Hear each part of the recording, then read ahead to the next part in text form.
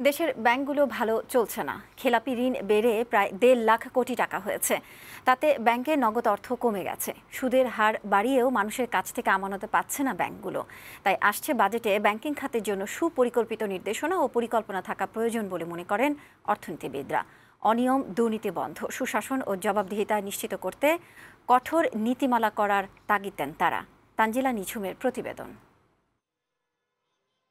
অর্থনীতিবিদরা মনে করেন, দেশের অর্থনৈতিক সমৃদ্ধি ও প্রবৃদ্ধি নির্ভর করে দেশের শক্তিশালী পুঁজিবাজার ও ব্যাংকিং খাতের উপর। কিন্তু পুঁজিবাজারের লেনদেন ও সূচক নিম্নমুখী হওয়ায় দেশের অর্থনীতির ৯০% বেশি ব্যাংক খাতের উপর নির্ভরশীল। বর্তমানে দেশের অনেক ব্যাংক নানা সংকটে ধুঁকছে।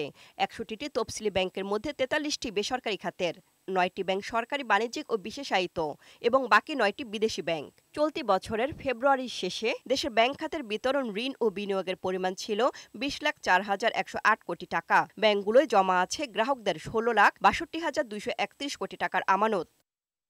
অর্থনীতিবিদরা বলছেন, ব্যাংক থেকে সরকারের ঋণ নেওয়া বেড়েছে। এছাড়া ঋণ নিয়ে ফেরত না দেওয়ার সংস্কৃতিও ব্যাংক খাতকে সংকটে ফেলেছে।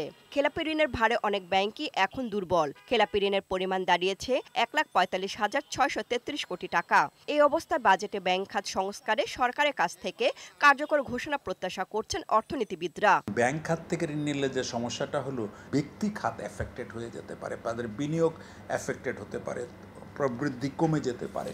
তো এই জায়গাটাতে খুব ভারসাম্যপূর্ণ নীতি গ্রহণ করতে হবে যে আমরা কতটা ঋণ নেব। আরেকটি হলো, যদি কেন্দ্রীয় ব্যাংক থেকে যেমন জুন মাসে এসে যখন খুব চাপ পড়বে, যদি হিসাব না মেলাতে পারে, তখন কেন্দ্রীয় ব্যাংকের কাছ থেকে টাকা নিতে পারে সরকার, সেটা আবার ইনফ্লেশন উস্কে দিবে। সুতরাং আমাদের খুব ভারসাম্যপূর্ণ নীতি গ্রহণ করতে হবে। ব্যাংক পরিচালনা পর্ষদে পারিবারিক প্রভাব বৃদ্ধি, জবাবদিহিতা না থাকা এবং এ খাতে সুশাসনের তীব্র ঘাটতি দেখেন সাবেক ব্যাংকার ও অর্থনীতিবিদরা।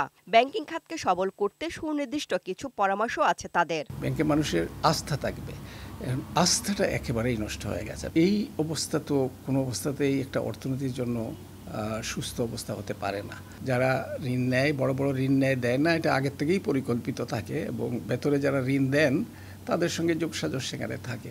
প্রথম হচ্ছে এই দুষ্টচক্রটা বন্ধ করতে হবে, যোগসাজশ চলবে না, সুশাসন প্রতিষ্ঠা করতে হবে। আরেকটা হচ্ছে কেন্দ্রীয় ব্যাংকের যে তদারকি, সেই তদারকি অনেক বেশি জোরদার করতে হবে। এছাড়া বাজেটে ঘাটতি মেটাতে ব্যাংক ঋণের উপর সরকারের নির্ভরতা কমিয়ে আনার পরামর্শ দেন এই দুই অর্থনীতিবিদ। বিদেশি লোন বরং আমরা বেশি নিতে পারি। তানজিলা নিঝুম, বৈশাখী সংবাদ, ঢাকা।